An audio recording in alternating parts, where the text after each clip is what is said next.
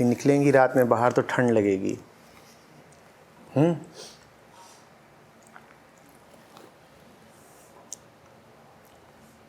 ठंड अगर थोड़ी ही लगी तो कई लक्ष्य और याद रहेंगे, और ठंड और बढ़ गई और बढ़ गई तो फिर एक ही लक्ष्य बचेगा ना, क्या? ठंड से छुटकारा।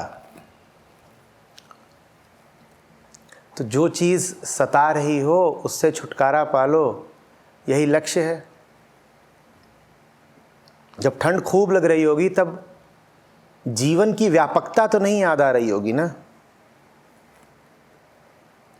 गहन आनंद और घोर दुख में एक समानता होती है, दोनों में भविष्य मिट जाता है। जब बहुत गहरा दुख हो तो उस वक्त कहते हो कि ठीक अभी निजात दिलाओ दुख से, आगे की बात मत करो। तुम्हें बहुत ठंड लग रही हो और कहीं कहे कि 2 दिन बाद लाऊंगा तुम्हारे लिए आयातित कंबल, तो तुम कहोगे 2 दिन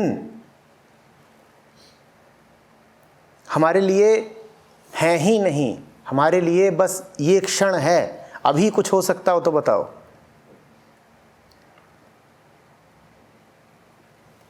जीवन माने क्या? जो जी रहे हो उसी का नाम जीवन है ना। जो जी रहे हो उसका नाम जीवन है। उसमें देख लो कि क्या दुख है। जो दुख तुम्हें सताता हो उससे मुक्ति ही जीवन का लक्ष्य है।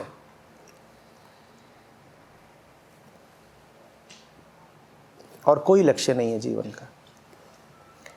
और दुखों से मुक्त हो जाओ तो जीवन का लक्ष्य प्राप्त हो गया। उसके बाद किसी और लक्ष्य की बात करने की जरूरत नहीं है। लक्ष्यहीन हो गए तुम। जीवन का अंतिम लक्ष्य फिर क्या हो गया? लक्ष्यहीनता।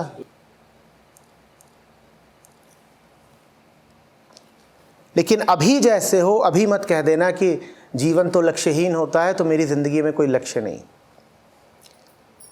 जब तक तुम्हारे पास दुख है तब तक बहुत आवश्यक है कि तुम्हारे पास लक्ष्य हो, और हर लक्ष्य का ताल्लुक तुम्हारे दुख से होगा।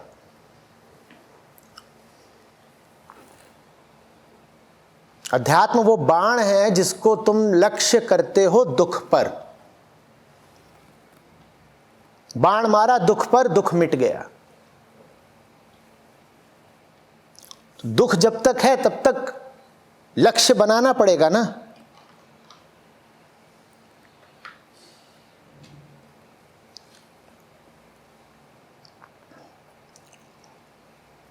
लेकिन हमारी मांग दूसरी रहती है। हमारी मांग रहती है कि जीवन के जो दुख, बंधन, मजबूरियां चल रहे हैं वो तो चलते रहें, उसके साथ में कोई और पवित्र, पावन, ऊंचा, गरिमामयी लक्ष्य बता दें गुरुवर। वैसा लक्ष्य अगर मैं बता भी दूं तो तुम्हारे किस काम का? दुख चल ही रहा है और साथ ही तुम्हें लक्ष्य बता दिया कि जाओ 1000 गरीबों की सेवा करो, तो दुख चल ही रहा है और बता दिया कि फलाना तरह का जप करो, पाठ करो, विधि करो, तो जो भी करो उसका अंत लक्ष्य भेदन में होना चाहिए ना। लेकिन अक्सर हमारी नीयत होती है दुख को बचाए रखने की, और दुख को बचाए बचाए तमाम दूसरे लक्ष्यों में खोए रहने की। जब तक तुम्हारे पास दुख है और बंधन है तब तक कोई और लक्ष्य तुम्हें शोभा ही नहीं देता। कोई और लक्ष्य तुम्हारे किसी काम का नहीं है। एक ही लक्ष्य होना चाहिए, दुख से मुक्ति। समझ में आ रही है बात?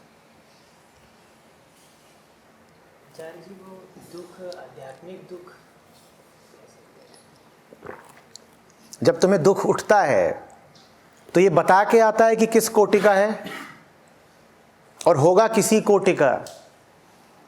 उसकी कोटि जान लेने से दुख कम हो जाता है। तो ये जानने से क्या लाभ कि दुख किस कोटि का है। कोटियां तो सब मन का निर्माण है। तुम्हें दर्द किसी वजह से होता हो, दर्द तो दर्द है ना, तुम्हें तो दर्द की निवृत्ति चाहिए, है ना।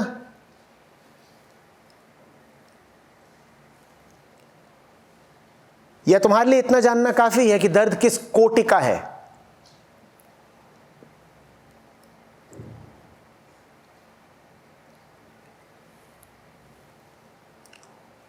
तुम्हें तो दर्द हो ही रहा है ना। दर्द मिटाए तो हुआ चिकित्सक। और वो कौन सा चिकित्सक है जो तुम्हें बता दे कि तुम्हारा कैंसर कौन से प्रकार का है। और बड़े विद्वत्तापूर्ण तरीके से उसने तुम्हें बताया कि देखो 88 प्रकार के कैंसर होते हैं, चलो नाम रटो। और उसमें से तुम्हारा जो कैंसर है वो 73वें प्रकार का है।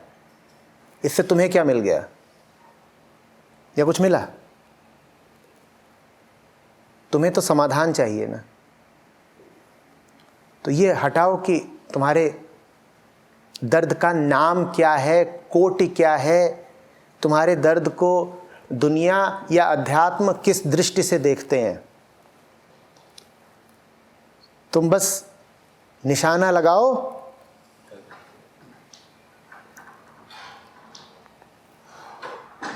होता क्या है ना कि हम दुख दर्द रोग को भी श्रेणियां दे देते हैं। और कुछ श्रेणियां बड़ी सम्मानजनक श्रेणियां होती हैं, बात को समझना। और कुछ श्रेणियां बड़ी अपमानजनक होती हैं, कुछ बीच की होती हैं। जो सम्माननीय दुख होते हैं उनको तुम इसलिए नहीं हटाते क्योंकि वो सम्माननीय दुख है। और जो बड़े कुत्सित और निंदित दुख होते हैं जैसे गुप्त रोग, उनको तुम इसलिए नहीं हटाते क्योंकि वो कुत्सित है। किसी को पता चल गया कि तुम्हें वो वाला दुख है तो फटकारे और जाओगे। बात समझ में आ रही है? सम्मान और गरिमा और जिम्मेदारी के नाम पर न जाने कितने दुख लेकर घूमते रहते हो ना। घूमते हो कि नहीं? पर उन दुखों को तुम हटाने की सोचते भी नहीं क्योंकि उन दुखों के साथ क्या जुड़ा हुआ है? सम्मान। तुमने श्रेणियां बना दी हैं। तुमने कह दिया है ये दुख सम्माननीय दुख है। अब वो दुख कभी नहीं हटेंगे तुम्हारे जीवन से क्योंकि तुमने उनको सम्माननीय बता दिया है।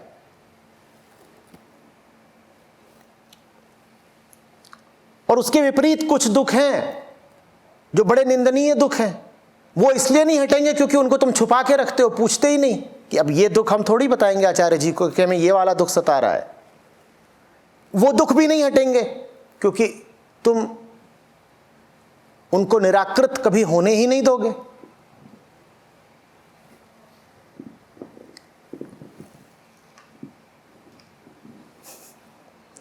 बाकी बचे बीच वाले दुख, मध्यम वर्गीय, बुर्जुआ। उनको तुम इसलिए नहीं हटाओगे कि ये तो यूं ही मध्यम वर्गीय हैं बेचारे। ये मिडिल क्लास लोगों से कौन उलझे? तो ले दे करके जितने दुख हैं सब बचे ही रह जाते हैं।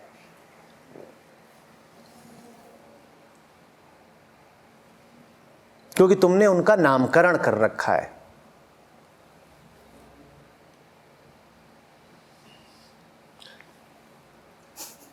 दुख सिर्फ दुख है और तुम्हारा हक है कि हर दुख को हटा दो। जहां बताया मैंने कि ये तो आदि भौतिक दुख के मारे हैं और महाराज आध्यात्मिक दुखों से ग्रस्त हैं, तहां महाराज बिल्कुल फूल जाएंगे। कहीं देखो बड़ा दुख किसका है? हमारा है। हमें देखो, हमें दुख भी है तो कौन सा है? आध्यात्मिक। और उसको देखो, वो निरा भोगवादी घूम रहा है आधे भौतिक दुख लेकर के। अब इनके दुख कभी नहीं हटने के, क्योंकि इनके दुख तो इनका सम्मान हो गए।